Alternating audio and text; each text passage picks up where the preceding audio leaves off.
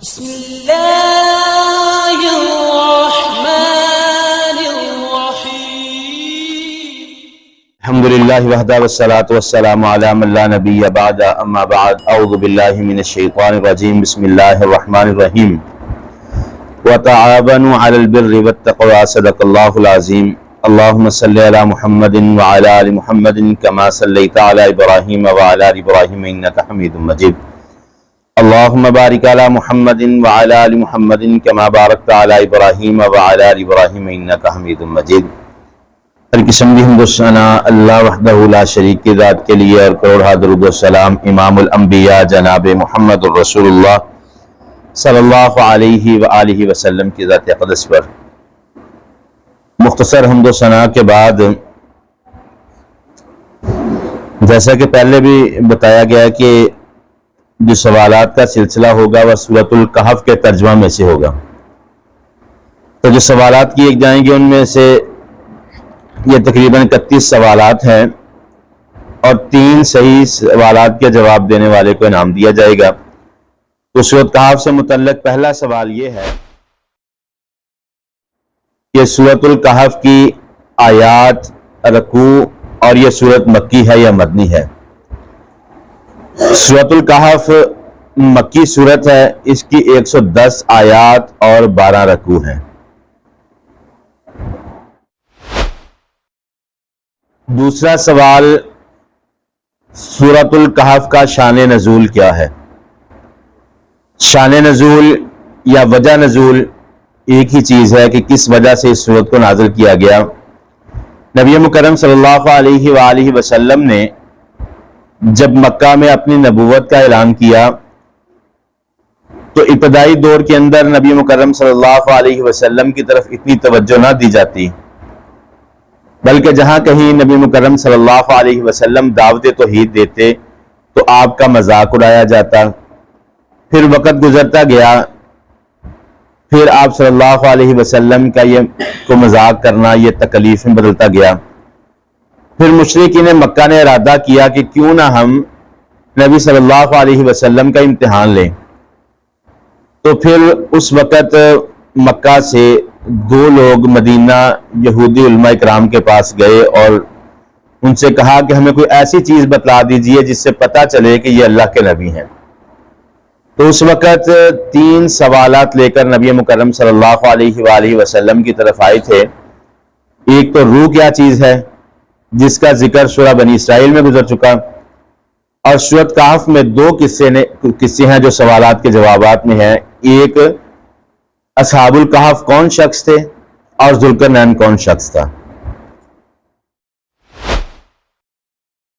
تیسرا سوال یہ ہے کہ سورۃ الکہف کس وقت میں نازل ہوئی، وقت نزول کون سا ہے۔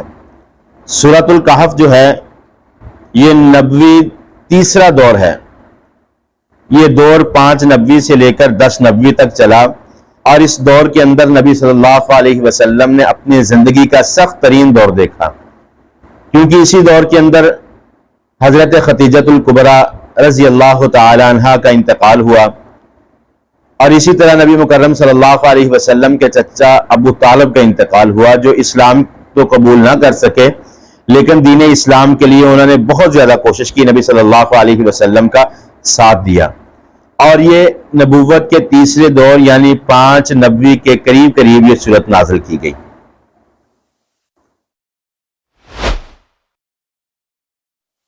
چوتھا سوال یہ ہے کہ سورۃ الکہف کو سورۃ الکہف کیوں کہا جاتا ہے، یا اس کی وجہ تسمیہ کیا ہے۔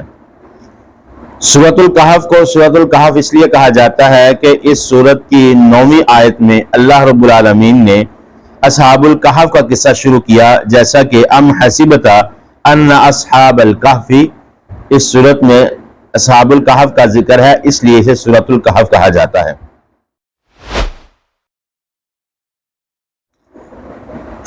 پانچواں سوال، سورۃ الکہف میں مشہور کتنے قصوں کو ذکر کیا گیا، اور وہ قصے کون کون سے ہیں۔ سورۃ الکہف میں معروف 5 قصوں کو ذکر کیا گیا۔ پہلا قصہ جو ہے وہ اصحاب الکہف کے بارے میں ہے۔ دوسرا قصہ جو ہے حضرت موسیٰ علیہ السلام اور حضرت خضر علیہ السلام کا ہے۔ تیسرا قصہ حضرت آدم اور شیطان کا ہے۔ چوتھا قصہ 2 باغوں والوں کا جنہوں کو اللہ رب العالمین نے باغ عطا فرمائے، اور 5واں قصہ ذوالقرنین اور یاجوج ماجوج کا قصہ ہے۔ چھٹا سوال یہ ہے کہ سورۃ الکہف کی فضیلت کیا ہے؟ سورۃ الکہف، اس کی پہلی اور آخری 10 آیات جو یاد کرے گا اسے اللہ رب العالمین دجال کے فتنے سے محفوظ رکھے گا۔ اور نبی مکرم صلی اللہ علیہ وسلم نے فرمایا کہ جو شخص جمعہ والے دن سورۃ الکہف کو پڑھے گا، ایک جمعے سے دوسرے جمعے تک اس کے دل میں نور رہے گا، یعنی یہ فتنوں سے بچا رہے گا۔ اور نبی مکرم صلی اللہ علیہ وسلم نے فرمایا جو سورۃ الکہف کو مسلسل جمعہ کے روز پڑھتا ہے، قیامت تک اس کے سینے میں نور بھر دیا جائے گا۔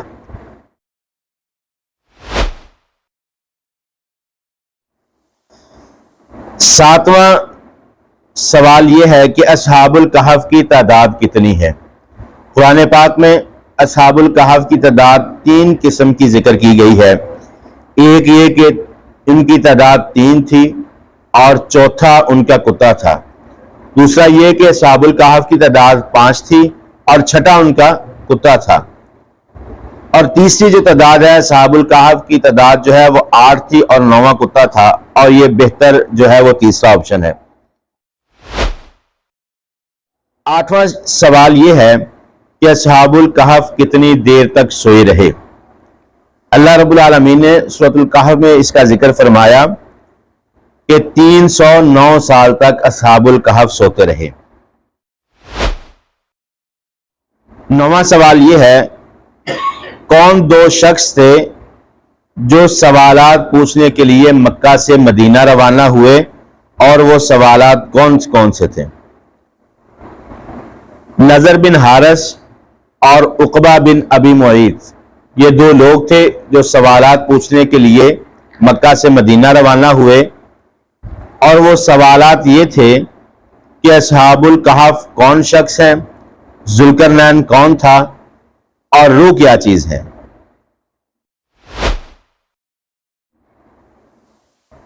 10واں سوال یہ ہے کہ کیا وحی کا نزول کبھی بند ہوا؟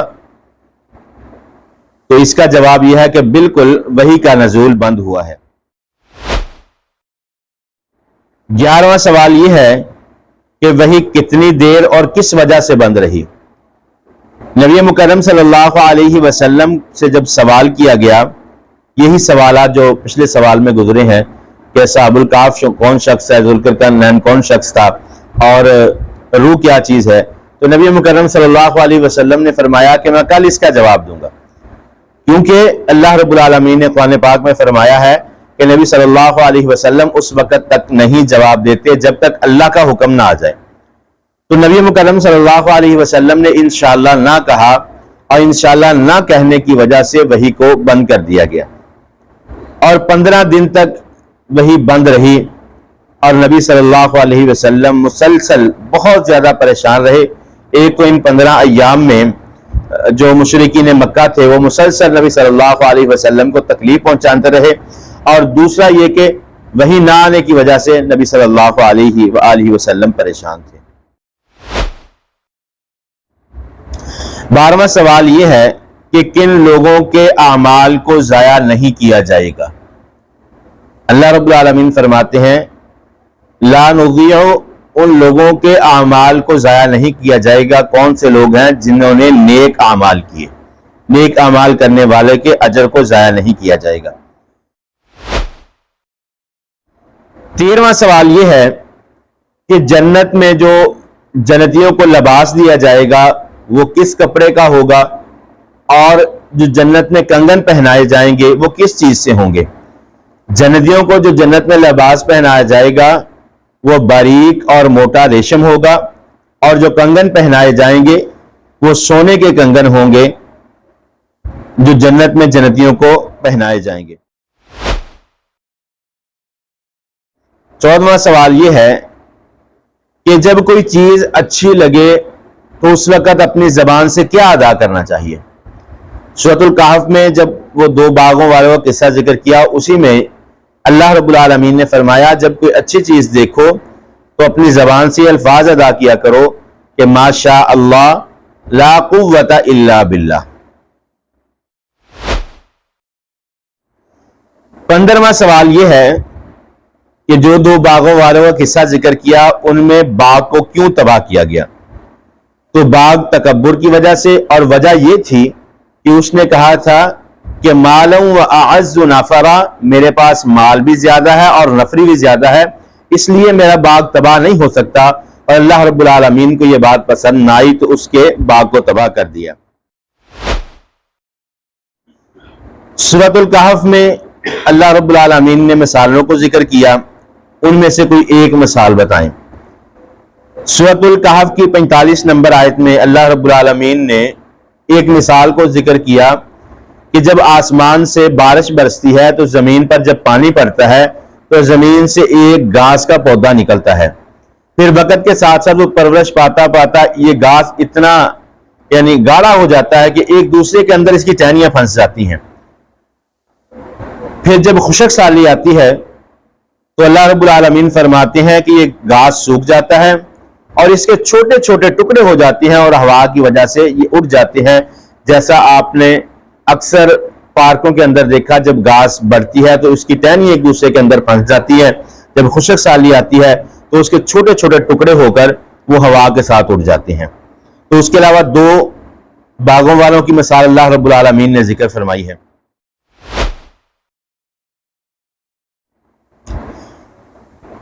17واں سوال یہ ہے کہ مال اور اولاد کو کیا کہا گیا؟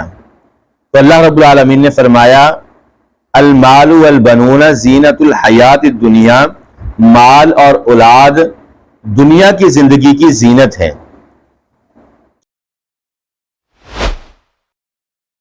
18واں سوال یہ ہے کہ قیامت والے دن اللہ کے ہاں ہم کس طرح پیش ہوں گے؟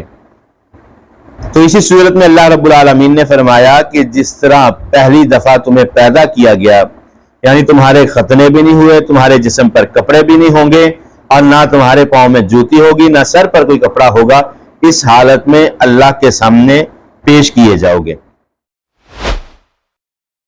19واں سوال یہ ہے کہ حضرت موسیٰ علیہ السلام کے ساتھ سفر کی ابتدا میں کون چلا؟ حضرت موسیٰ علیہ السلام نے جب سفر شروع کیا تو آپ کے خادم اور آپ کے غلام تھے یوشع بن نون، وہ آپ کے ساتھ تھے۔ 20واں سوال یہ ہے کہ حضرت موسیٰ علیہ السلام اور حضرت خضر کی ملاقات کی جگہ کون سی نشانی مقرر کی گئی؟ تو جب حضرت خضر اور حضرت موسیٰ علیہ السلام کی جگہ جو تھی وہ نشانی یہ مقرر کی گئی تھی کہ جب سمندر کے پاس ایک پتھر کے پاس پہنچیں گے جہاں پر ان کی مچھلی نے پانی کے اندر سوراخ بنایا، وہاں پر حضرت موسیٰ علیہ السلام اور حضرت خضر علیہ السلام کی ملاقات ہوگی۔ اس میں سوال یہ ہے حضرت موسیٰ علیہ السلام کے ساتھ حضرت خضر کی جو ملاقات تھی اس ملاقات کے لیے شرائط کیا طے پائی تھی؟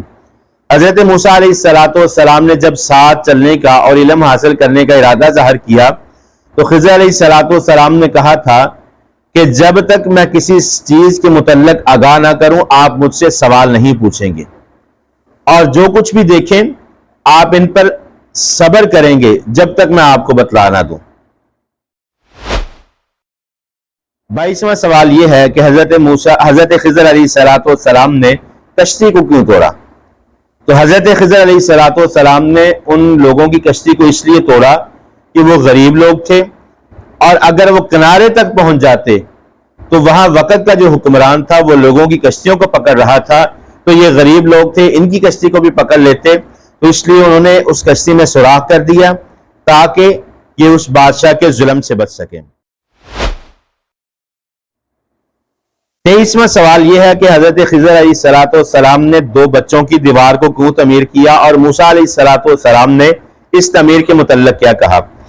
حضرت خضر علیہ السلام نے ان دو بچوں کی دیوار کو اس لیے تعمیر کیا کہ اس دیوار کے نیچے خزانہ تھا، اگر کوئی اور تعمیر کرتا تو اس خزانے کو نکال لیتا جو ان بچوں کی وراثت میں تھا، جو ان بچوں کے استعمال میں آنا تھا، تو حضرت موسیٰ علیہ السلام نے یہ بات کہی تھی کہ جب انہوں نے مہمان نوازی نہ کی، انہوں نے دیوار بنائی، تو حضرت موسیٰ علیہ السلام کہنے لگے اے خضر، اگر ہم ان سے اجرت کا سوال کرتے تو ہمیں بہترین جو ہے وہ پیسے مل جاتے اور ہم اس سے کھانا کھا سکتے تھے۔ 24واں سوال یہ ہے کہ حضرت خضر علیہ السلام نے بچے کو قتل کیوں کیا اور کیا دعا کی؟ حضرت خضر علیہ السلام نے اس بچے کو اس وجہ سے قتل کیا کہ اس کے والدین نیک تھے، یہ بچہ سرکش تھا اور کچھ وقت گزرنے کے بعد شاید اپنے والدین کو بھی قتل کر دیتا۔ تو حضرت خضر علیہ السلام نے فرمایا اے اللہ ان کو بہتر اولاد عطا فرما دے۔ 25واں سوال یہ ہے کہ ذوالقرنین کہاں کہاں گیا؟ ذوالقرنین 3 جگہوں پر گیا، ایک تو جہاں سے سورج طلوع ہوتا ہے اس جگہ پر گیا، دوسرا جس جگہ پر سورج کو غروب کیا جاتا ہے اس جگہ پر گیا، اور تیسرا یہ ہے کہ 2 پہاڑوں کے درمیان ایک قوم کے ساتھ ملا، اس جگہ پر ذوالقرنین گیا۔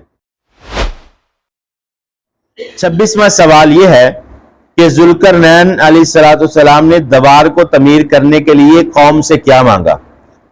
قوم نے یہ کہا تھا کہ ہم آپ کو مال دیتے ہیں تو آپ ہمیں دیوار تعمیر کر دیں، رکاوٹ تعمیر کر دیں۔ تو حضرت ذوالقرنین نے کہا کہ دیوار تعمیر کرنے کے لیے مجھے پیسوں کی ضرورت نہیں بلکہ صرف آپ کی قوت اور طاقت کی ضرورت ہے، آپ میرا ساتھ دیں اور میں دیوار کو تعمیر کرتا ہوں۔ 27واں سوال یہ ہے کہ دیوار ذوالقرنین کس چیز سے بنائی گئی؟ دیوار ذوالقرنین جو ہے وہ جیسا اللہ رب العالمین نے فرمایا آتونی زبر الحدید، کہ لوہے کی بڑی بڑی چادریں اور پھر ان پر تانبے کو پگھلا کر ڈال دیا گیا جو دیوار کی شکل اختیار کر۔ 28واں سوال یہ ہے دیوار کیوں تعمیر کی گئی اور کس سے نجات چاہیے تھی؟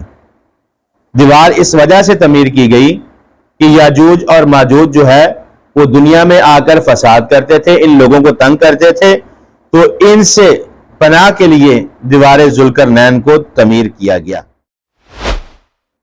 29واں سوال یہ ہے کہ نیک اعمال کرنے والوں کے لیے اجر کیا ہے؟ تو اللہ رب العالمین فرماتے ہیں ان الذین آمنوا وعملوا الصالحات کانت لہم جنات الفردوس نزلا، نیک اعمال کرنے والوں کے لیے اللہ رب العالمین نے جنت الفردوس کو بنایا ہے۔ 30واں سوال یہ ہے کہ رسول اللہ صلی اللہ علیہ وسلم کے بارے میں سورۃ الکہف میں کیا کہا گیا؟ سورۃ الکہف کی آخری آیت میں اللہ رب العالمین نے فرمایا قل انما انا بشر مثلکم یوحی الی، اے میرے محبوب پیغمبر فرما دیجئے میں تمہارے جیسا انسان ہی ہوں، مجھ میں اور تم میں فرق یہ ہے کہ مجھ پر اللہ کی وحی کو نازل کیا جاتا ہے۔ 31واں سوال یہ ہے کہ اللہ کی تعریف میں کلمات لکھنے کے بارے میں سورت میں کیا حکم ہے؟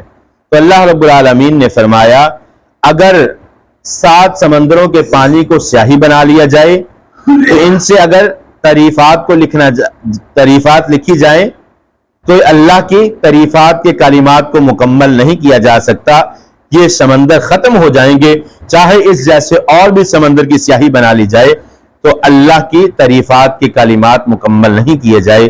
یہ جو سوالات ہیں انشاءاللہ ان میں سے سوالات کیے جائیں گے، دعا ہے اللہ رب العالمین عمل کی توفیق عطا فرمائے۔ وَأَقُولُ قَوْلِي هَذَا أَسْتَغْفِرُ اللَّهَ لِي وَلَكُمْ۔